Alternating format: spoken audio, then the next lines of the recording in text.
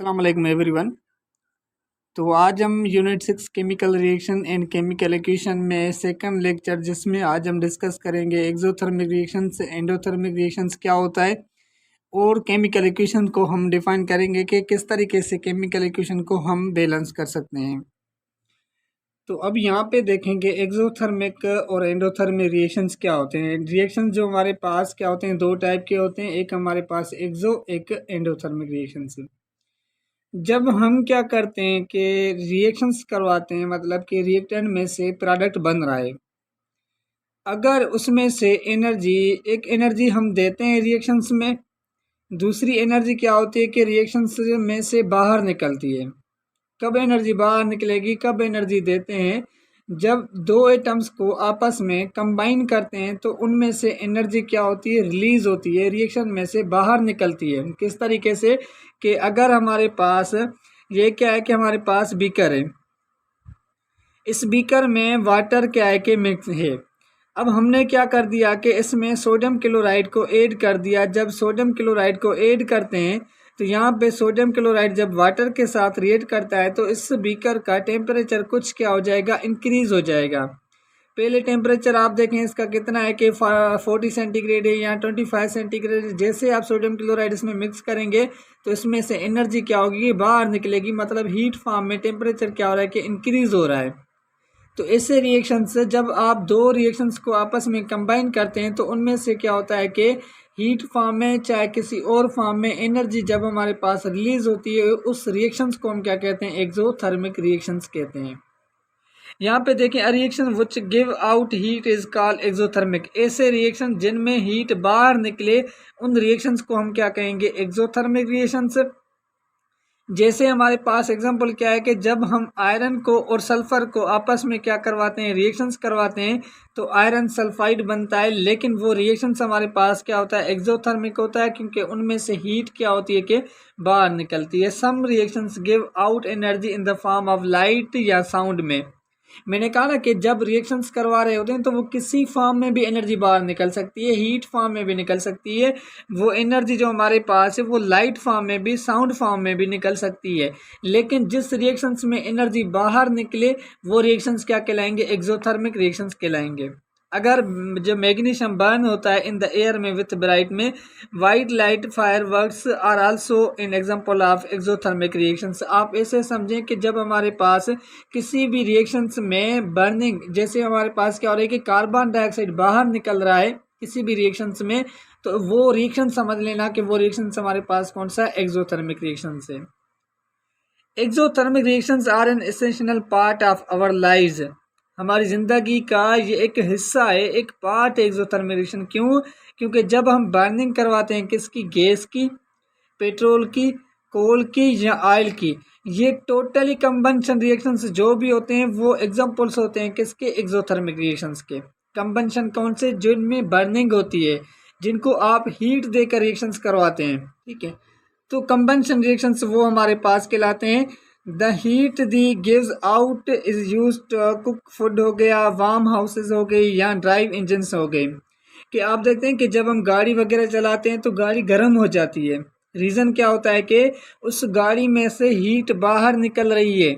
यहाँ जो हमारे पास कभी कभी रूम में आप देखते हैं तो हमारे पास रूम में से हीट बाहर निकलती है। कब? जब हम एसी लगाते हैं रूम में तो एसी में से हीट क्या होती है कि बाहर निकलती है। इसका मतलब कि वो रिएक्शंस कौन सा, एक्सोथर्मिक रिएक्शन से।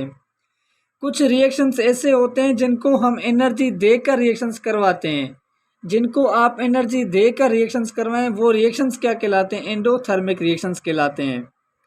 The reaction which take place when you fry an egg are endothermic. जब हम एग को फ्राई करते हैं तो एग को हीट एनर्जी देकर उसको हम लिक्विड में से सॉलिड फॉर्म में कन्वर्ट करते हैं। तो एग को फ्राई करना एक रिएक्शन है, वो हमारे पास क्या कहलाएगा, एंडोथर्मिक रिएक्शंस कहलाएगा। यहाँ जो फोटोसिंथेसिस होता है, जब प्लांट्स अपना फूड बनाते हैं तो उसमें से क्या होता है कि कार्बन डाइऑक्साइड प्लांट्स में इन होता है, मतलब कि उसमें एनर्जी क्या हो रही है कि इन हो रही है, उसके बाद उसका ग्लूकोज बन रहा है, फूड बन रहा है। तो इसका मतलब कि वो रिएक्शंस क्या कहलाएगा, एंडोथर्मिक रिएक्शंस कहलाएगा। क्लियर? आई होप कि आपको समझ में आ गया होगा। उसके बाद हमारे पास क्या है कि केमिकल इक्वेशंस। अब केमिकल इक्वेशंस हमारे पास क्या होती है कि प्रीवियस में हमने समझा था कि जब हमारे पास ए प्लस में हमने बी को कंबाइन किया तो इसमें से हमारे पास क्या बना, यहाँ पे सी बना। अब देखें, अब ये दोनों क्या है कि रिएक्टेंट्स हैं। जब रिएक्टेंट्स हमारे पास क्या होते हैं कि एरो की जो लेफ्ट साइड हमारे पास एटम्स होते हैं, मॉलिक्यूल्स होते हैं, कंपाउंड्स होते हैं, वो क्या कहलाते हैं, रिएक्टेंट्स कहलाते हैं। उनमें से ये क्या बन रहा है, ये हमारे पास प्रोडक्ट बन रहा है कि दो ए और बी को कंबाइन किया तो सी बना, और एरो क्या बता रहा है कि इसका मतलब कि इनके बीच में एक केमिकल रिएक्शंस हो रहा है, तो इसी को हम क्या कहते हैं कि केमिकल इक्वेशंस कहते हैं। When hydrogen oxygen react together water is formed, जब हमारे पास हाइड्रोजन दो मॉलिक्यूल्स ऑक्सीजन मॉलिक्यूल्स आपस में कंबाइन हुए तो क्या बना, वाटर मॉलिक्यूल बना। When carbon is heated in the presence of oxygen, जब हम कार्बन को हीट करते हैं in the presence of oxygen में तो क्या बनता है, कार्बन डाइऑक्साइड बनता है। ये एक हमारे पास क्या है कि केमिकल इक्वेशन है, केमिकल रिएक्शंस हो रहा है जिसमें दो एटम्स आपस में कंबाइन होकर थर्ड हमें प्रोडक्ट मिल रहा है, इसी को हम क्या कहते हैं, केमिकल इक्वेशंस कहते हैं। There is another way describe to the reaction. अब यहाँ पे देखें कि ये तो आप 7-8 क्लास में इस वजह से इस तरीके के समझाया गया, वैसे हमारे पास रियल में क्या होते हैं कि ये इक्वेशंस होती है कि कार्बन ऑक्सीजन आपस में कंबाइन हुआ तो कार्बन डाइऑक्साइड बना, हाइड्रोजन के दो मॉलिक्यूल्स एक हमारे पास ऑक्सीजन का मॉलिक्यूल्स कंबाइन हुआ तो वाटर H2O बना। अब देखें यहाँ पे कुछ नहीं है, इसका मतलब कि 1 एटम कार्बन का है। अब यहाँ पे भी कुछ नहीं है तो इसका मतलब कि 1 एटम है, लेकिन यहाँ पे इस साइड में जो भी नंबर होगा वो आपको एटम के बारे में बताएगा, कितने हमारे पास एटम्स हैं।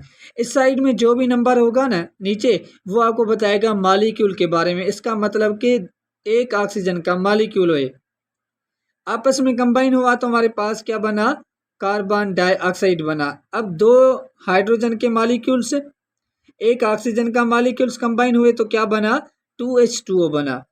This short way describe the reactions is called chemical equation. इसको हम क्या कहते हैं कि जब आप एटम्स को उनके सिंबल्स फॉर्म में लिखें तो उसको हम क्या कहते हैं, केमिकल इक्वेशंस कहते हैं। We can also say that an equation is the chemical sentence. अब ये एक हमारे पास क्या हो गया कि सेंटेंस हो गया जिसको हमने लिखा है। It is a short hand way writing chemical equation. ये एक हमारे पास क्या होता है कि शॉर्ट हैंड वे हमारे पास होता है जिसमें हम क्या करते हैं कि केमिकल इक्वेशंस को लिखते हैं। अब यहाँ पे देखें कि the reactions are on left the arrow, these are chemicals added together on the beginning reactions. मैंने कहा ना कि इस साइड में हमारे पास क्या होंगे, रिएक्टेंट्स, इस साइड में क्या होंगे कि प्रोडक्ट्स होंगे। The product are the right of the arrow, the products are the chemical that are made the during the reactions. Products हमारे पास क्या कहलाता है, जो रिएक्शंस में बनता है, जिनको आप आपस में कंबाइन कर रहे हैं, ब्रेक डाउन कर रहे हैं, तोड़ रहे हैं, उनको आप उनको हिस्सों में अलग कर रहे हैं, वो क्या कहलाते हैं, रिएक्टेंट्स। और उनमें से जो बनता है वो क्या कहलाता है, प्रोडक्ट्स कहलाता है। क्लियर। एरो हमें क्या बताता है कि डायरेक्शंस के बारे में आपको बताएगा, रिएक्शंस के बारे में बताएगा। इस एरो का मतलब है कि रिएक्टेंट से प्रोडक्ट बन रहा है। जब एरो का इस साइड में तरफ होगा इसका मतलब कि इसमें से ये चीज़ बनेगा।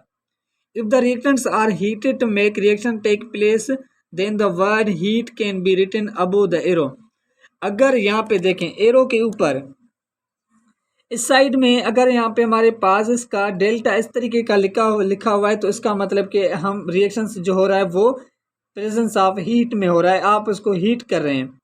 अगर इस तरीके के यहाँ पे हमारे पास अगर ए को हमने कंबाइन किया बी के साथ, बी ये एक मॉलिक्यूल है ए बी के साथ, इसमें से हमने ब्रेक डाउन किया क्या कि सी बना प्लस में हमारे पास डी बना, दोनों अलग हमारे पास बने।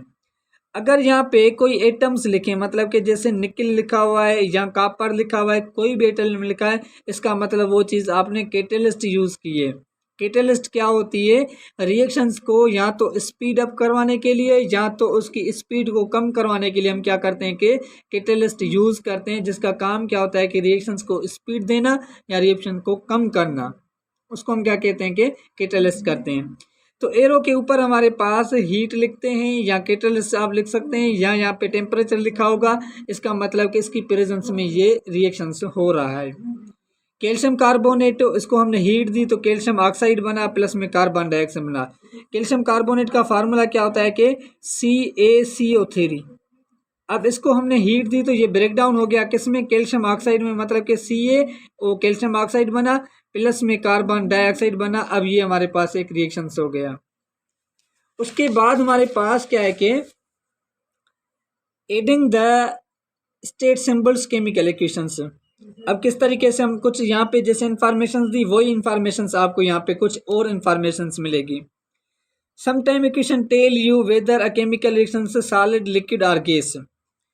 अब ये जो हमारे पास रिएक्टेंट्स हैं, अब ये जो कार्बन है किस फॉर्म में है, सॉलिड फॉर्म में है, लिक्विड फॉर्म में है, गैस फॉर्म में है, इस चीज को बताने के लिए यहाँ पे हमारे पास कुछ ना कुछ लिखते हैं। सॉल्यूशन डिजॉल्व इन वाटर है तो वो सॉल्यूशन क्या कहलाएगा, this can be done by the placing state symbols after formula the state symbols. अब यहाँ पे देखें, अगर हमारे पास कार्बन सॉलिड फॉर्म में होगा तो कार्बन के आगे यहाँ पे ब्रैकेट में एस लिखेंगे, इसका मतलब कि कार्बन क्या है कि सॉलिड फॉर्म में है। अगर हमारे पास लिक्विड होगा तो उसके लिए हम क्या लिखते हैं कि एल लिखते हैं।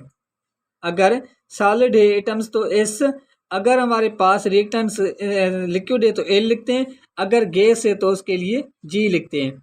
अगर सॉल्यूशंस बना हुआ है, जैसे सोडियम क्लोराइड को हमने वाटर में कंबाइन किया, मिक्स किया, अब वो एक लिक्विड फॉर्म में, तो यहाँ पे AQ यूज करेंगे। AQ का मतलब होता है एक्वस सॉल्यूशन, एक्वा मतलब कि वाटर, लिक्विड जिसको हम कहते हैं। कार्बन डाइऑक्साइड कंबाइन हुआ, कार्बन सॉलिड फॉर्म में होता है, ऑक्सीजन गैस फॉर्म में होता है, ये दोनों कंबाइन हुए तो हमारे पास क्या बना, कार्बन डाइऑक्साइड, लेकिन किस फॉर्म में, गैस फॉर्म में बना। हाइड्रोजन गैस फॉर्म में है, ऑक्सीजन गैस फॉर्म में, दोनों को कंबाइन किया तो H2O बना, लेकिन कौन से फॉर्म में बना, लिक्विड स्टेट में बन रहा है। कैल्शियम सॉलिड फॉर्म में होता है, क्लोरीन गैस फॉर्म में होती है, दोनों कंबाइन हुए तो कैल्शियम क्लोराइड बना, लेकिन कौन से स्टेट में बना, सॉलिड फॉर्म में बना। हाइड्रोजन क्लोरीन आपस में कंबाइन हुए तो हाइड्रोजन क्लोरीन हमारे पास गैस फॉर्म में बना, लेकिन ये जो हाइड्रोजन क्लोरीन होता है वो क्या होता है कि लिक्विड फॉर्म में होता है। ये यहाँ पे बुक वालों की मिस्टेक है, जो उन्होंने हाइड्रोजन क्लोरीन को गैस फॉर्म में लिखा है, लेकिन हाइड्रोजन क्लोरीन जो होती है वो क्या होती है, एक हमारे पास लिक्विड होता है, हाइड्रोक्लोरिक एसिड जिसको कहते हैं। आपने लेबोरेटरी में मोस्टली देखा होगा, एक बॉटल में हाइड्रोक्लोरिक HCl लिखा होगा, ये हमारे पास लिक्विड फॉर्म में होता है। मैग्नीशियम में सॉलिड फॉर्म में होता है, ऑक्सीजन गैस फॉर्म में होता है, दोनों को कंबाइन किया तो मैग्नीशियम ऑक्साइड बना, तो हमारे पास क्या हो गया कि सॉलिड फॉर्म में बना। अब यहाँ पे एक और इन्फॉर्मेशन से दे रहा हूँ, कैसे पता चले कि कौन सा सॉलिड बनेगा, कौन सा गैस बनेगा, कौन सा हमारे पास जो है लिक्विड बनेगा। आपको पता होगा कि एक सॉल्यूशन बना में एक होता है सॉल्यूट, एक होता है सॉल्वेंट।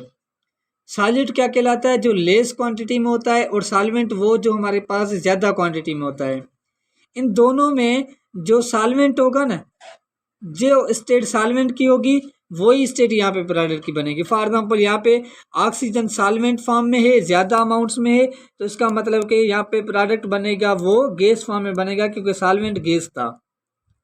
यहाँ पे जो हमारे पास कैल्शियम क्लोराइड कंबाइन हो रहे हैं तो सॉलिड बन रहा है, इसका मतलब कि सॉल्वेंट फॉर्म में क्या है कि कैल्शियम है, तो सॉलिड था, इस वजह से कैल्शियम क्लोराइड बना।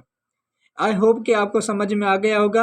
अब हम आगे देखेंगे कि how to write chemical equations, किस तरीके से लिखते हैं, और law of conservation of mass क्या होता है।